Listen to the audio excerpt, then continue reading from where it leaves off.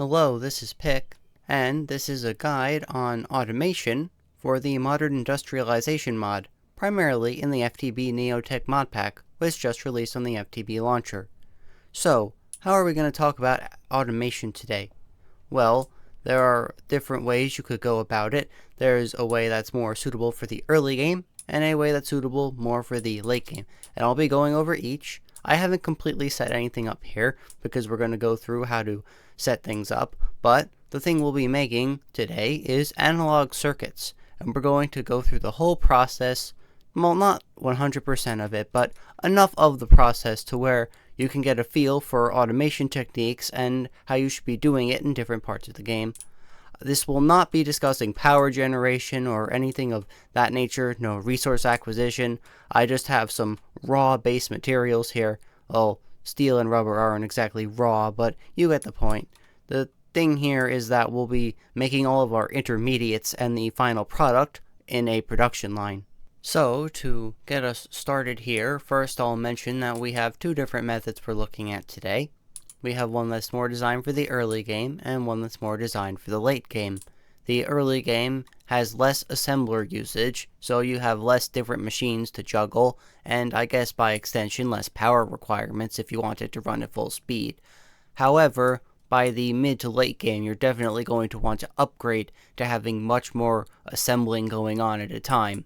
You see, these machines have a mechanic where they have efficiency, and so when it runs, it has this overclock. It starts at the base recipe power usage. You can see this recipe, for example, uses 8 EU per tick, but it says that its max overclock is 32 EU per tick. Over time, it will gain efficiency points and it will use more energy.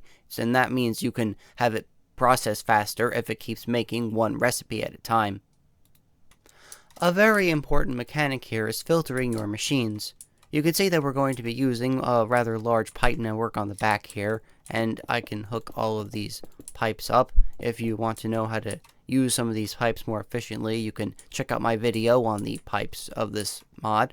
But what we're going to be doing is, if you look at these machines, I can take from, I guess this is EMI technically, but you know, JEI, whatever, and you can drag it into a slot in a machine, and it filters it. So now copper ingots are going to be sent to this compressor. And of course, you can also set that to the output. So if I have a copper plate and I send this copper ingot and this copper plate, I can go on the back here and I can just blacklist the input. And now, so if I have copper ingots come out here, it will just take copper ingots and it'll put them in the electric compressor, which it starts running. And as I said, you will see the efficiency increase, and over time it's going to be using more power. You can see it just ticked up there from 4 times to 4.5 times, and as it goes it will keep increasing that energy usage until it maxes out. You can put upgrades in it to increase that maximum, and you can also input a hull into the machine to raise its power tiering if it needs more power at a given time. Now, as far as these one simple machine craft components go, I've laid out every recipe that I want, and also I need to put some lubricant in here. Of course, you might need some special logistics for machines like cutting machines because they require a fluid ingredient, but for the purpose of this video, I'm not going to worry about that.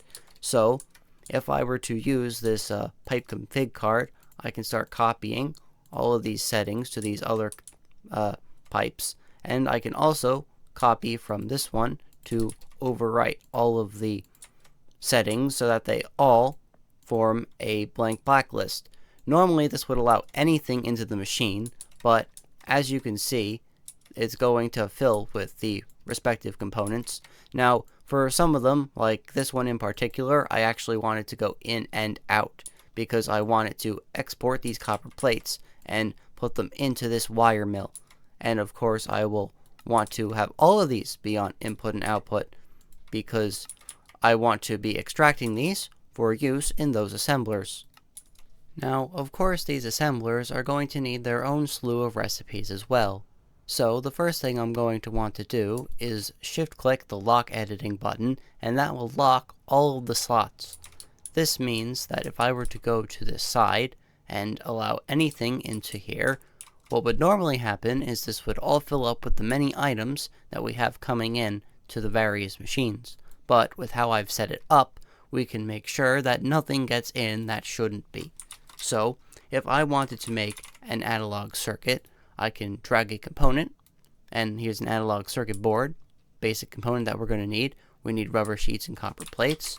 Okay, so if we put rubber sheets into the slots on the left here, and then we get some copper plates, you can see that it's starting to fill up, and it's going to start crafting these analog circuit boards once it has the ingredients it needs. Of course, we want to be using multiple assemblers at a time.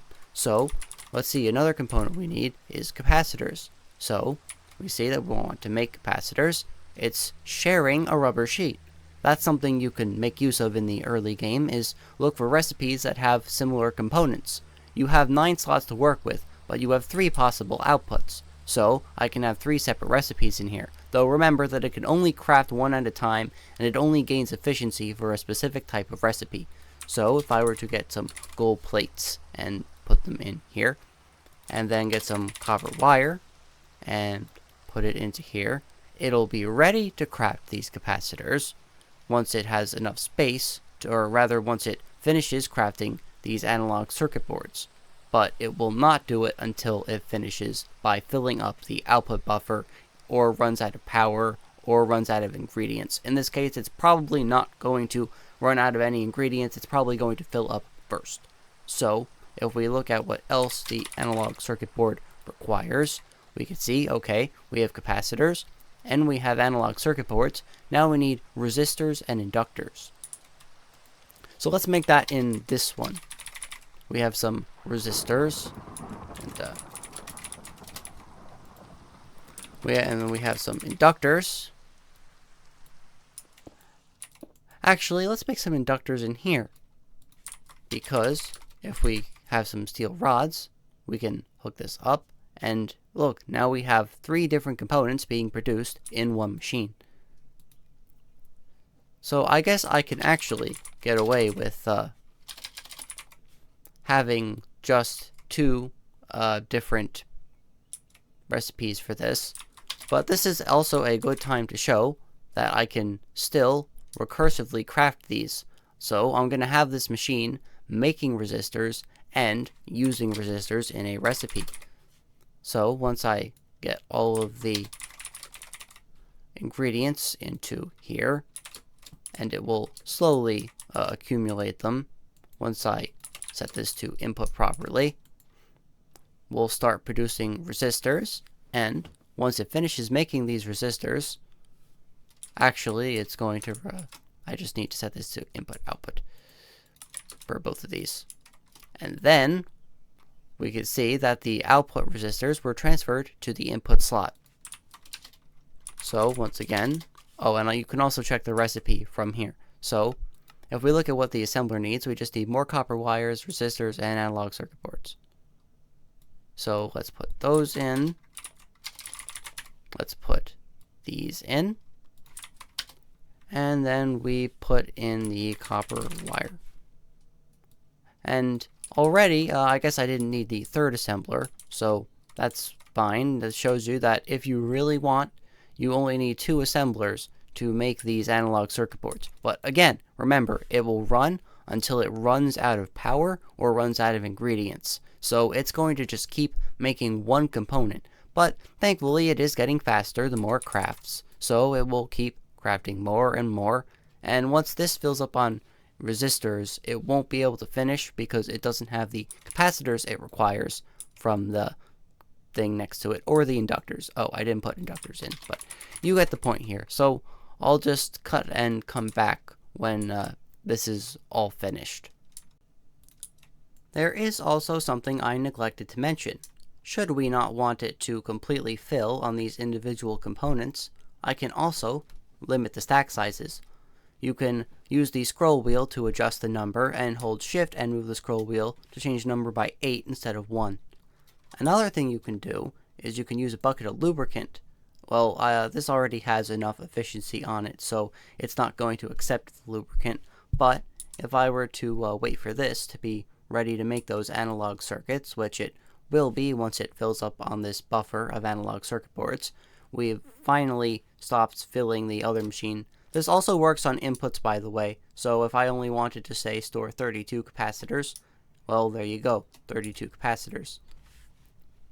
But yeah, once we wait for this, you know what, instead of waiting, I'm just going to take some inductors and fill it manually. That way we don't have to sit here, you know. And then I can show you that once this finishes, this is 14, 15, and 16. Okay, it'll stop doing that. Now it has to start crafting gold plate, copper wire, rubber sheet, and you'll see, oh, would you look at that, it's moving. It's going to start crafting one of the other items. Let's see, it turned out to be the capacitors, which is what we wanted. And now you can see that this is going, and if I use that bucket of lubricant, it increased the total efficiency by 40. It says that you can right click on it for 25 millibuckets for one efficiency tick, so that's 40 per bucket. And I know I've said you can see a lot, but you know, that's what's happening. And we have these analog circuits, so if I wanted to, say, store these analog circuits in this barrel, we can see that now we're going to start exporting them to this destination. See?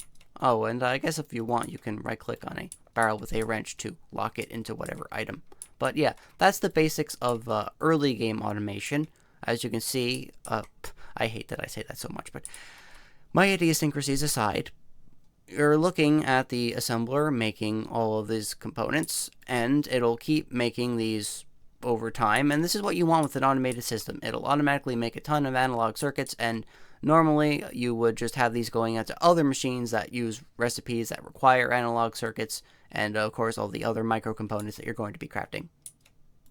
For a late game setup, you're going to want to make things much faster, which means you're going to want to maintain that machine efficiency that I talked about before. In order to do this, we're going to need continuous production of components. In order to do this as well as possible, the ideal method is to have a large buffer for you to store all of your intermediates. This means that your assemblers are going to be inherently running for longer and will always maintain that buffer of stuff, so that the things making the analog circuits in this case will keep running as fast as possible. So, to get started here, what's going to change is, while we are still going to use the blacklist input-output, what we're going to do a little differently is we're going to be working with the priorities. Now, here we're going to leave the priorities as they are. We just want these components to come out of here. But what we also want is we're going to, in this case, I would like to manually filter this to the item we want, and we're going to send copper plates here. But we're also going to set the insertion priority here to be specifically -5, and we're going to set the extraction priority to -4. What this is going to accomplish is this is going to make sure that this is a buffer, and it will only receive items here if it has nowhere else to send them. If it's full, it will take out and it'll only put into the machine. But the reason we have to do this is because we don't want it taking out of here and then putting it back in. You could accomplish this with 2 separate pipe networks, but playing with priorities means we only have to deal with it for one. Now, of course, I'm going to go through here. Okay, we require this gold, as usual. That's what you expect. All of these are going to be running with pretty much the same rules as we use for the other ones, and we're just going to set it up so that all of the intermediates are going to accumulate in these barrels. And what I'm also going to do is I can save this and just copy it between all of them so that I don't have to manually change the priorities every time. Now, you could use whatever numbers you want. Theoretically, you could just go with like -9 and -10 if you wanted, but you know, for the sake of keeping something in the middle, I just like having the priorities be in the middle. I set them to -5 and -4. Again, just make sure that the insertion priority and the extract is lower than the extraction priority, so that it only sends them into the inventories. And now, once we have our assemblers, I can say make the analog circuit boards once more, and that will be the recipe, and I will once again lock everything to the way it was. And once I go through with sending everything in, this priority of 0 is higher than the extract priorities of both, so no matter what, it will send the items into this assembler. And of course, this is a dedicated assembler for analog circuit boards now, so what we can end up doing is having everything be produced separately, and it'll all culminate in one assembler. So I'll set that up again real quick. Okay, so I've set everything up that you need for these analog circuit boards, and now we have a system that is automatically producing all of these components for them, and all the machines are now on. I didn't end up using this one, but that's beside the point. We can see that we're accumulating all of these, and so whatever's running can maintain a higher level of efficiency. All of these machines are constantly running because they have a buffer to fill, and when they're not running, they'll have plenty of time to catch up on their efficiency because they'll have to fill the buffer instead of having to wait for components to be crafted with each other. So yeah, this is just a basic overview of how to do that and some good practices. I guess for some cases where you have unwanted intermediates or byproducts, you might want a trash can so you can trash extras. Of course, you're going to want to be careful with the priority on that so it doesn't just trash all of the things that you want to make. In that case, you want to have all of these crafters be on a specifically low priority and have them sent to the higher priorities, of course. And yeah, that's pretty much it for this simple tutorial. I know that there's plenty of other more advanced things, and I will be covering some other topics in due time. But yeah, this is just some good practices for early on. So thanks for watching. This has been Pick. I'm glad to have seen you, and I hope to see you again.